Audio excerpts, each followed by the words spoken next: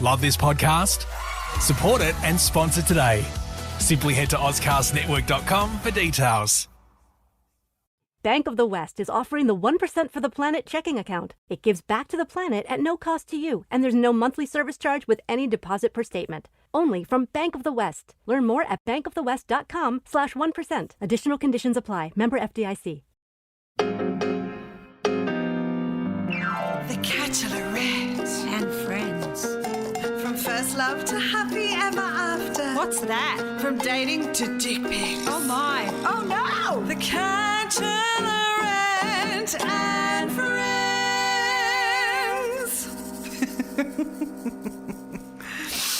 Oh, I love a good dick. This podcast contains sexual references, coarse language, and adult themes from the beginning and throughout. It is not recommended for listeners under the age of 15. Hello and welcome to the Bachelorette and Friends. I'm your host, Carla Anita Matiazzo. And today's guest is an actor, a writer, and a celebrant. Welcome to the podcast, Lucy Gransbury. Yay! Oh, I want my name to sound as exotic and rich as yours, Carla Anita Matiazzo. That's amazing. Thanks, Faye. Thank you. And Lucy Gransbury, God. Yeah, where is your family from, just out of interest? Oh, look, I kind of don't know. It's many generations back Aussie. We think the name Gransbury is, I believe, Welsh. Right. And yeah, just a whole lot of boring kind of Aussie, maybe English and Scottish. There's nothing interesting in there. My husband's family is a lot more interesting. He's Jewish and Hungarian, and so they've got much more interesting family culture than ours. Are there any traditions that you're passing on to your daughter from your husband's side? We celebrate, on his side, he doesn't do Hanukkah because his family's not religious, but we do the Jewish holidays, Passover and Rosh Hashanah, which is New Year's. Yes. And then from our side, we're also not religious, but my family does Easter and Christmas. So basically she gets like 4 equally spread out holidays in a year. And that's delightful. Really, yeah, and it's really convenient for us, especially because I have married a guy who I moved away from my parents to another state and married him, and he's Jewish, which means that he can fly back to Adelaide for every Christmas. So I never miss a Christmas and have to choose between our families. It's always my family. Yeah. Smart. Marry a Jew. It's worth it. Marry a Jew. Everyone, you heard it here first. Let's hear about that love story, actually. So take us back to the beginning of your love story with your husband. How did you meet? Who wooed who? What's the origin story? I'll take you back to March 15, 2015, which was when we met up because we'd swiped on Tinder. That's how romantic it gets. Fucking hard. Yes. I was back on Tinder because I'd been really pissed off by some bloke. I can't really remember who or why, but I remember getting back on Tinder for like a rage swipe. Right. And just, swiped on Jeremy. And then I was doing a Shakespeare in the Park show, and he came up and started chatting. So we started chatting while I was backstage, and he was just intelligent, like just witty, and is there anything sexier than witty? Oh, yes. And my tagline on Tinder was something like, likes people, loves potatoes. And he jumped in and said, if you like people and love potatoes, where do you stand on Mr. Potato Head? And I was like, great, that's great. That's a great opening line. You've hooked me already. Yes. And I said something like, I wouldn't stand on him, I'd eat him instead. And then it opened up this whole world of potato cannibalism. It was very strange. It was a very strange first discussion, but I knew straight away that this was the guy for me. And then, we chatted for a couple of weeks and then we met up. He suggested Spud Bar, but fortunately we went a little bit classier than Spud Bar. Oh, right. And, and our first date, I told him I was a commitment phobe. And then 7 years, one marriage and one baby later, here we are. So, oh, wow. So, okay, how did you know that you were a commitment phobe, Lucy? What were the signs that indicated that? I would have been about 26 or I think 27 when we met, and I was loving being single, and I had been for 4 or 5 years. And I just, was any kind of hint of relationships that come up, I'd sort of backed out quite quickly and come up with excuses. And I just constantly was like, no, I don't want. I wouldn't even sign a lease. I didn't want to commit to anything in life, not just a man. That's so good. I was like couch surfing. I could never get a tattoo. That would be far too permanent. I was not interested in committing to anything or anyone. But then there was this moment on our second date where, because I was, even after our first date, I was like, oh, he was really fun, but I'm sure it won't be anything. Yeah. And then met up with him again, and there was this moment where I kind of caught myself in the middle of a laugh, and I thought, I'm having a really good time. And then again on the third date that happened, and then all of a sudden, here we are. He tricked me. He tricked me. God damn you and your magic, man. Yeah. God, so annoying. I'm all pinned down. And we've just bought a house, so, now I'm screwed. Oh, wow. Congratulations. Thank you very much. Exciting. So that's why there's boxes everywhere. I'm not sure if you can see them. No, but I can't see boxes. I can just see like a very beautiful art and lovely colourful cushions and a comfortable couch. That's all I can see. I've angled the laptop at just the right point then. That's good. I can't see no boxes, woman. You're all good. So and you also can't see my 6-month-old daughter on the floor, who, if there are any rude noises, they've come from her and not me. I just need to make it clear to anyone listening. So if you fart, it's her. It's not you. It's her. Yeah. It's always her. That's the reason you have a baby. To get away with farting and all the body noises. Love it. Always. Yeah. What were the changes from being in a relationship, married without a baby, to with a baby? What changes? What's the advice that you would give to the people that do not have babies, who are wanting babies? What are the changes to be prepared for that you wish you knew beforehand? So one of my friends who has a couple of kids, she said to me early on, she's like, just so you know, it's completely normal if you hate your husband sometimes. Don't even worry about it. I was like, oh, okay, cool. Because there are moments where you just, I say it's like a biological resentment sometimes. And this is obviously strictly for couples who are in heterosexual relationships, but that I have given birth to her. So my body goes through a whole lot more. Plus I'm breastfeeding her, which means that if he wants to leave the house for a boys' night, then he just picks up, goes out for a boys' night, comes home whenever, and it's fine.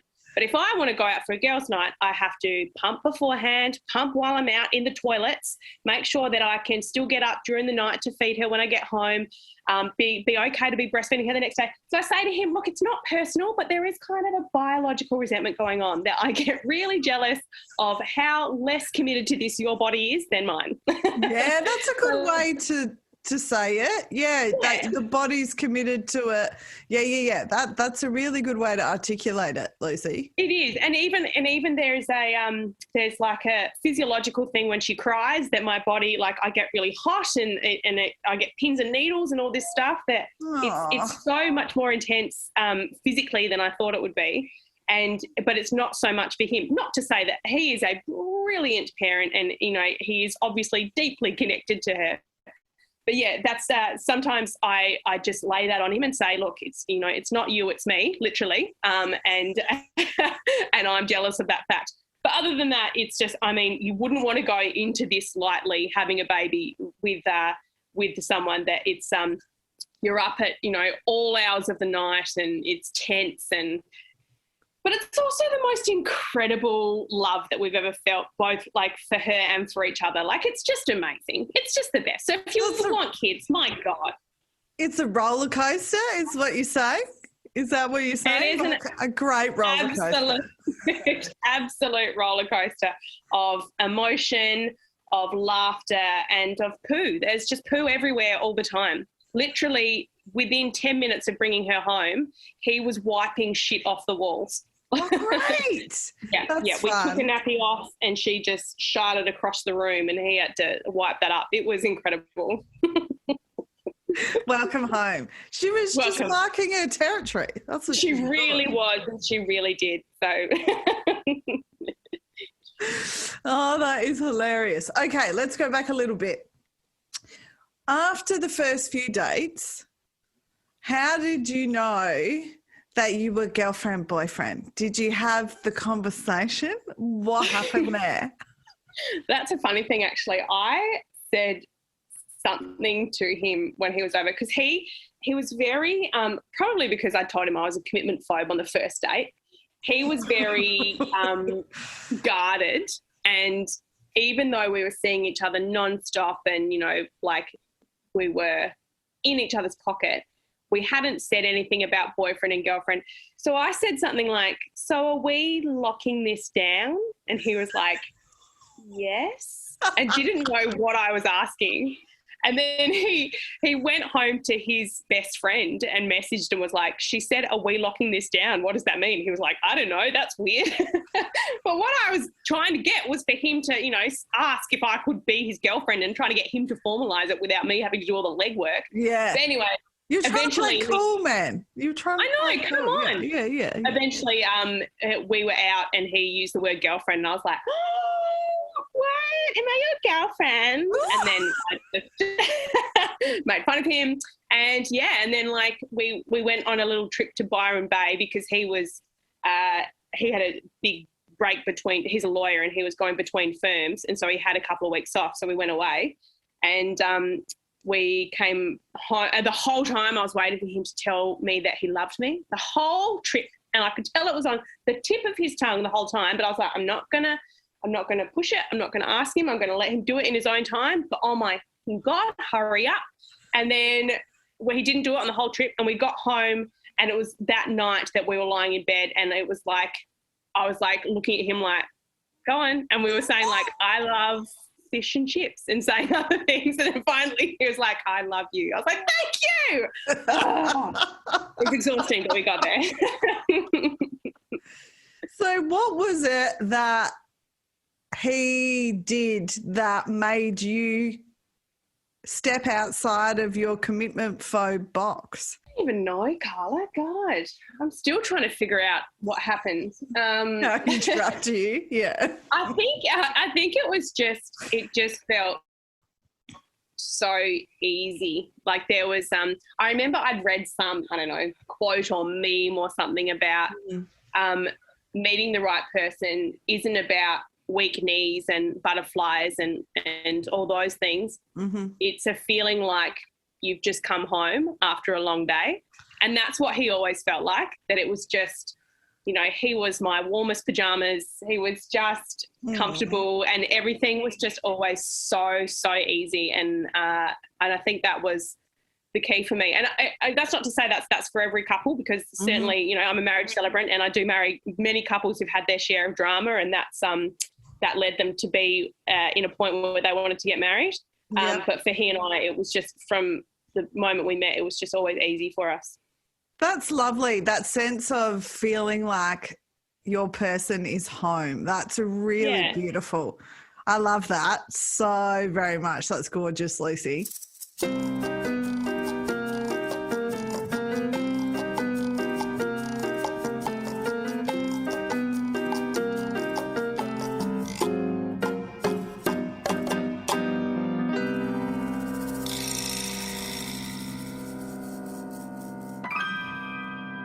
The fact that you're a marriage celebrant, do you find it hard sometimes when you can see that there's a couple that's getting married that really shouldn't be getting married? Have you ever come across that scenario?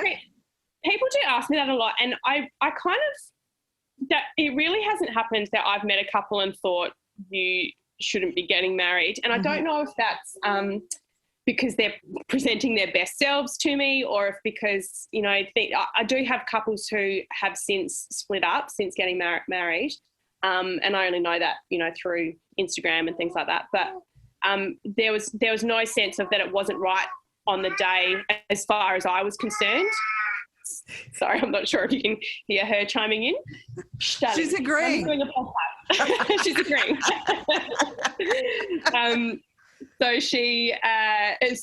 I've never had that kind of red flag for a couple. There have been couples, and the way that they maybe argue in front of me or something has been a little bit like, it hasn't been a concern, but more like, oh, that's their dynamic, and it's just more a mental note because I'm constantly logging these little mental notes on how they work as a couple, because that's what I weave into their ceremony.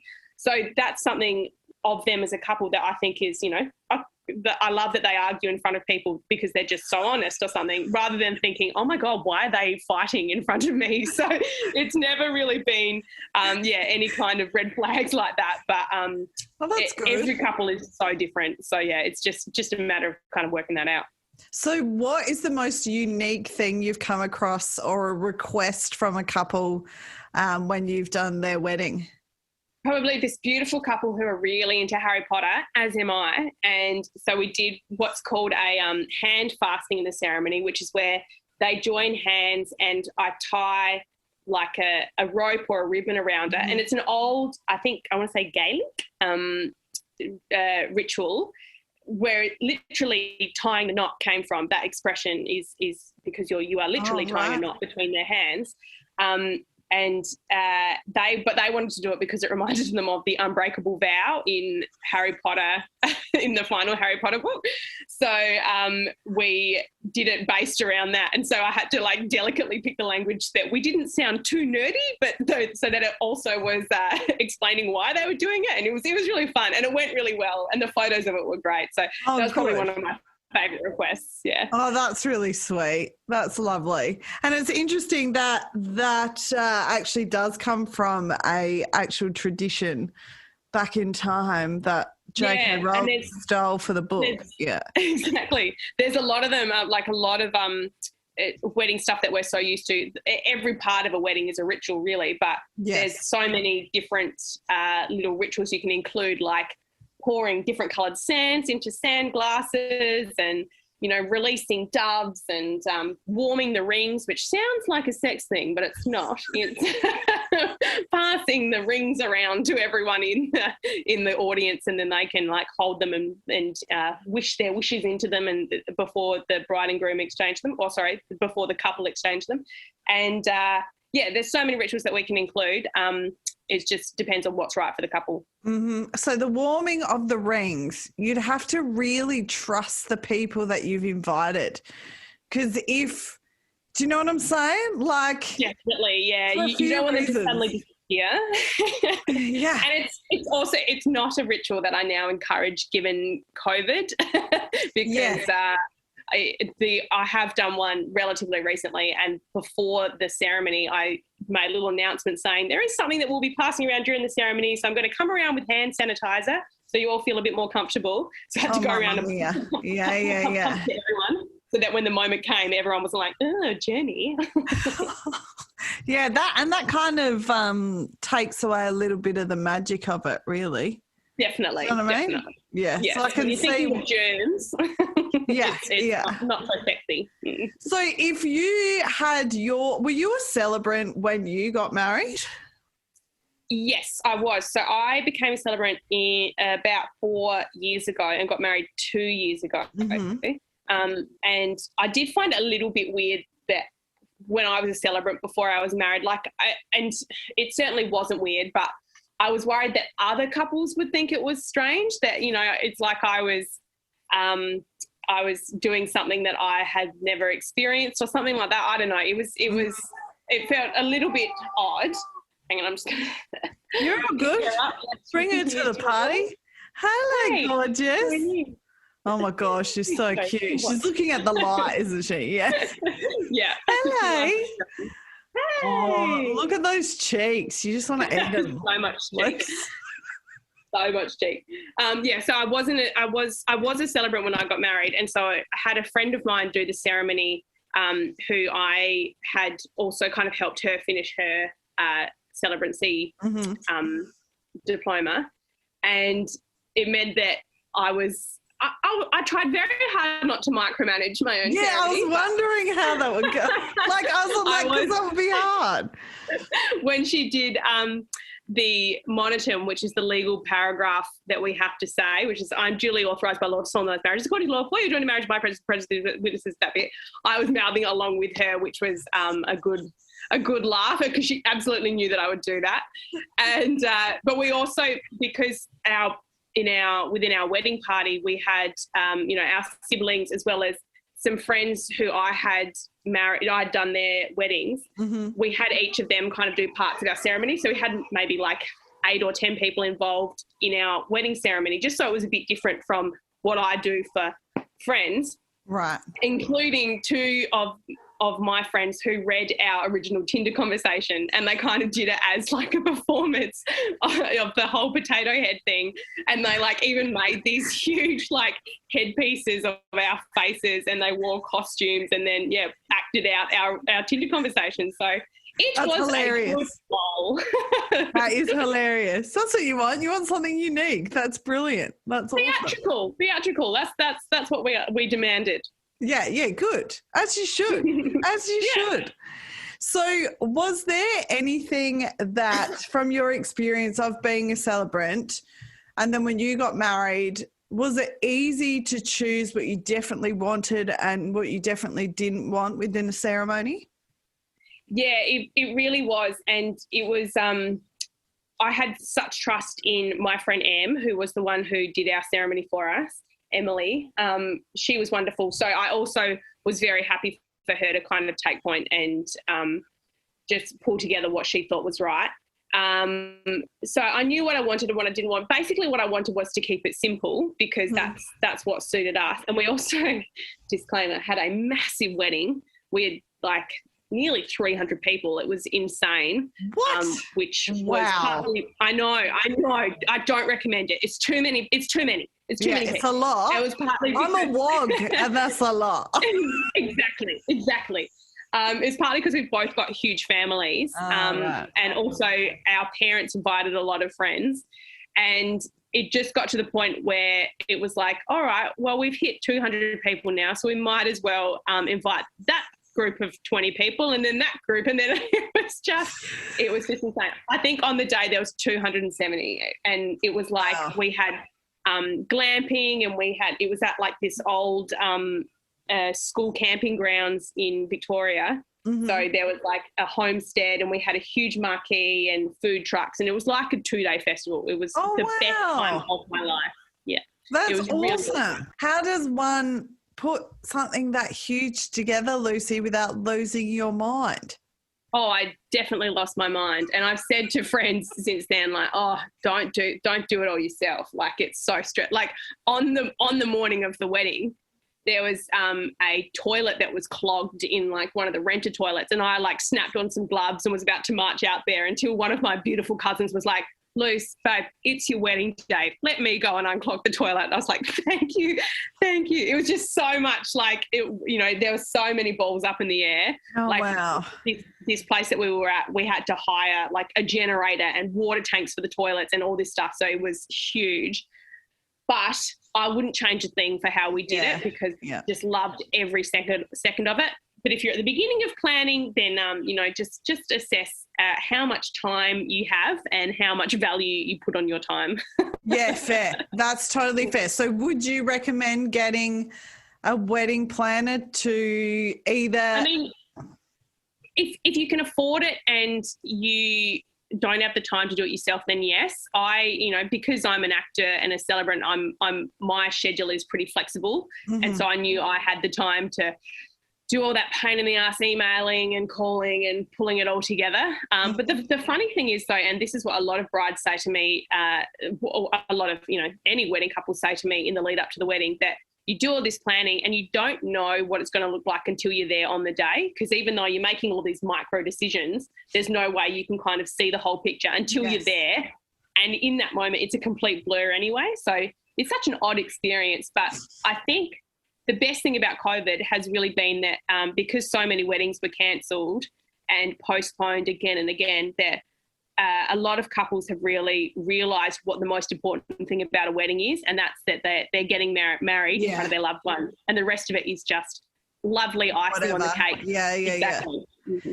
So would you say then you've noticed a lot of couples are going smaller, like with the amount of people that they're inviting, what they're including within their, checklist of what they're having at their wedding? Definitely.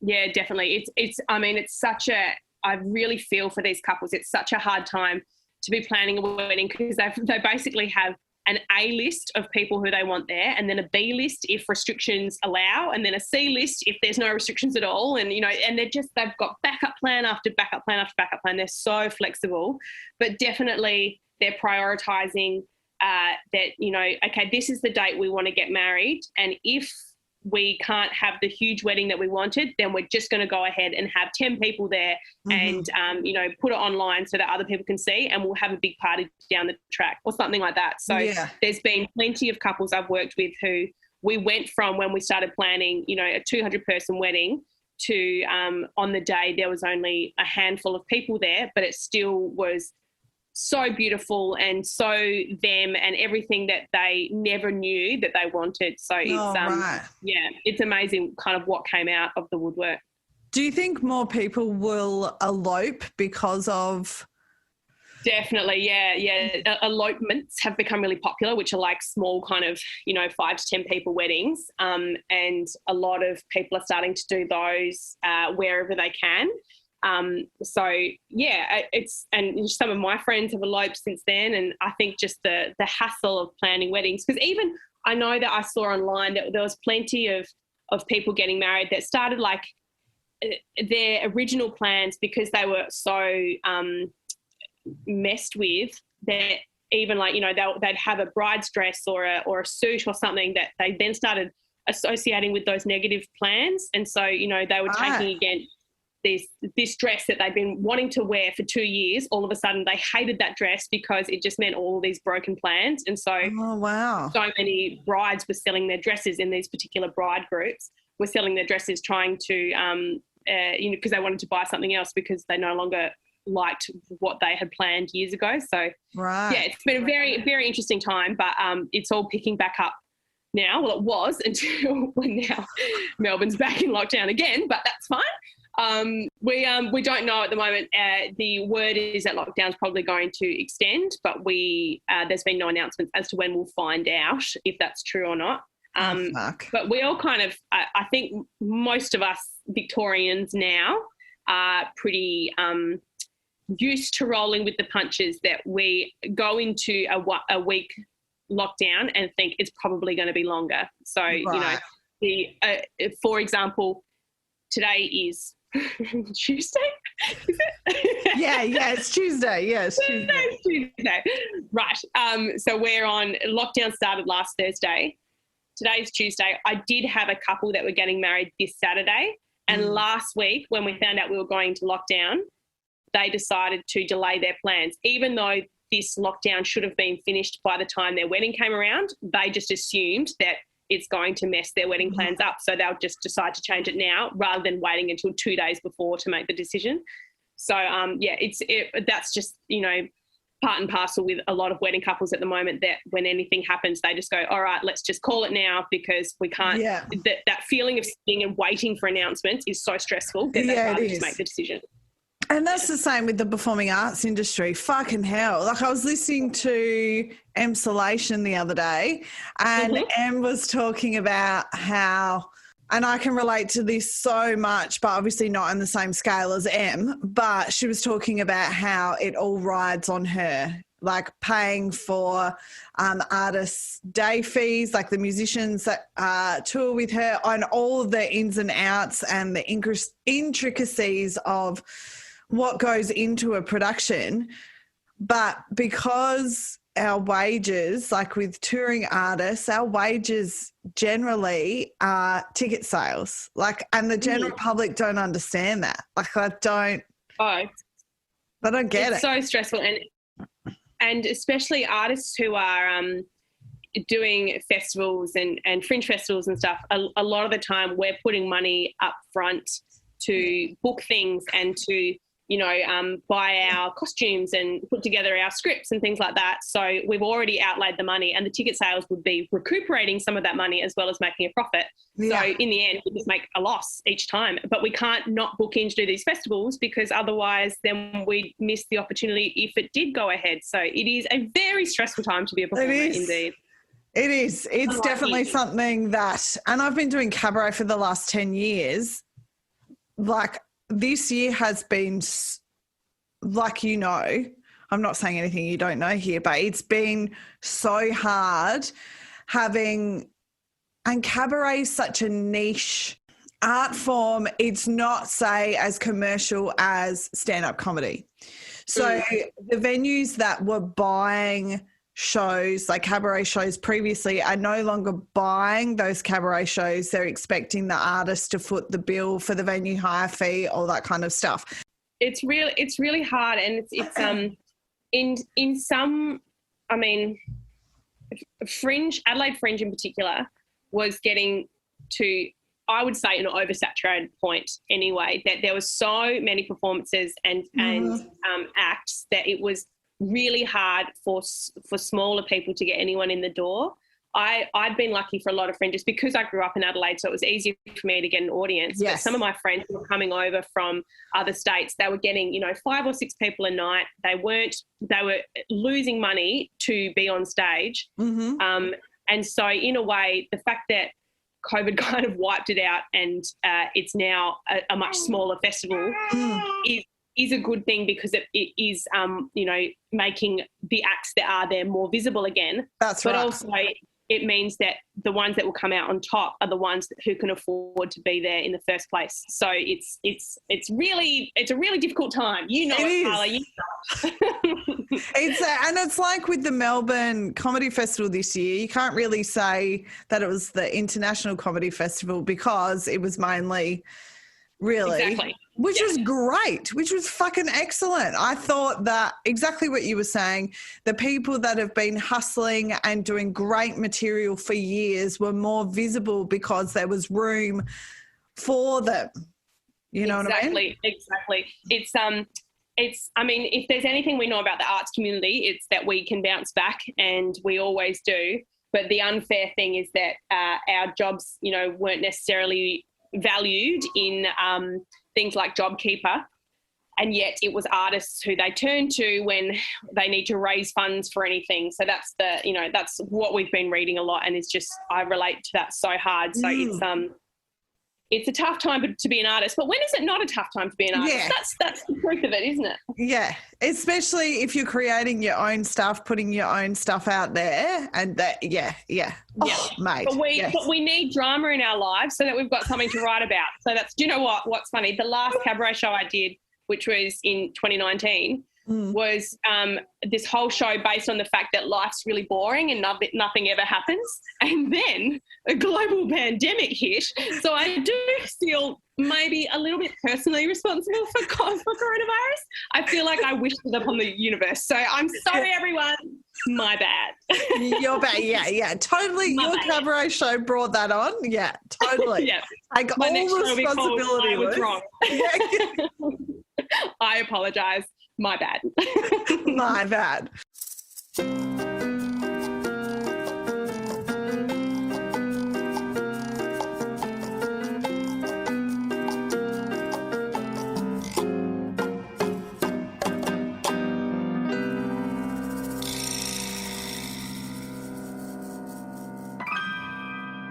What are the takeaways from your life experience, or the lessons that you've learnt that you wish you could tell your younger self when it comes to love, relationships and dating? The number one would be anyone who isn't showing enough interest in me is not worth pursuing, because by doing that, they're already not meeting a standard. So my number one standard for someone that I am to be in love with is that they are also in love with me. So if if I'm chasing someone who is not showing any interest, then it's already that they are failing me by being that person. So I think that would be the number one thing. But also just to not worry about it. I remember being like 23 or 24 and just lamenting the fact that I was single and, you know, I hadn't met anyone and stuff. And it was just, I was unnecessary. I was so far off needing to worry about that. Yeah. And then I really kind of sat back into my singlehood and started loving it. And then, as you know, the rest of it is history. But I think just worrying about it less and enjoying it more would be my number one tip to my former self.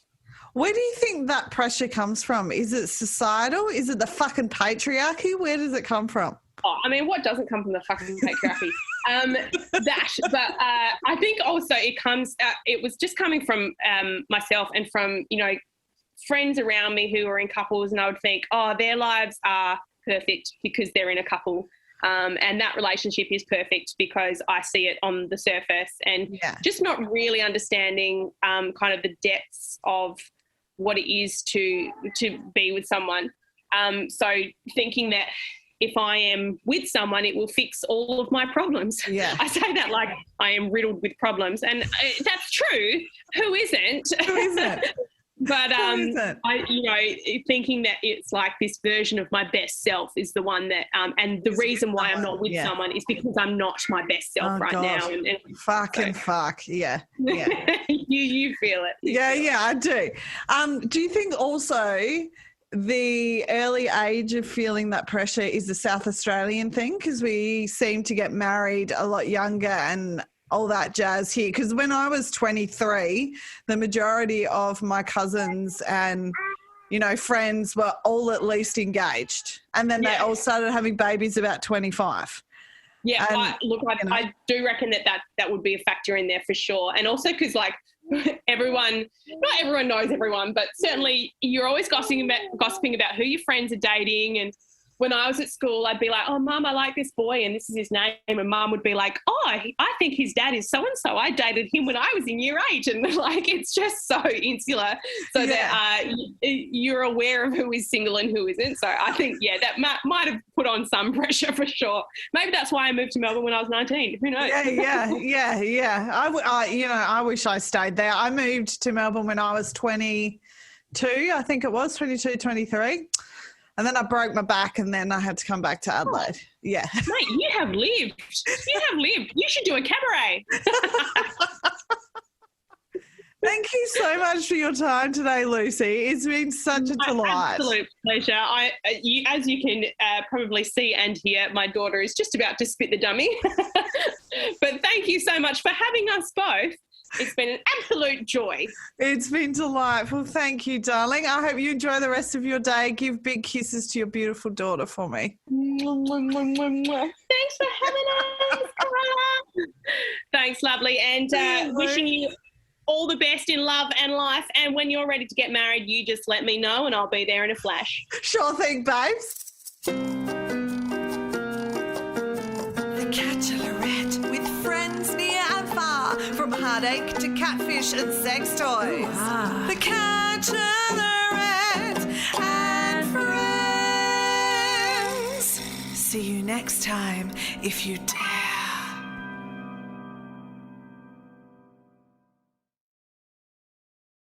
Bank of the West is offering the 1% for the Planet checking account. It gives back 1% of the account's net revenue to the planet at no cost to you. There's no monthly service charge with any deposit per statement, and there's no minimum balance required. The 1% for the Planet checking account, only from Bank of the West. Learn more at bankofthewest.com/1%. Additional conditions apply. Member FDIC. Love this podcast? Support it and sponsor today. Simply head to AuscastNetwork.com for details.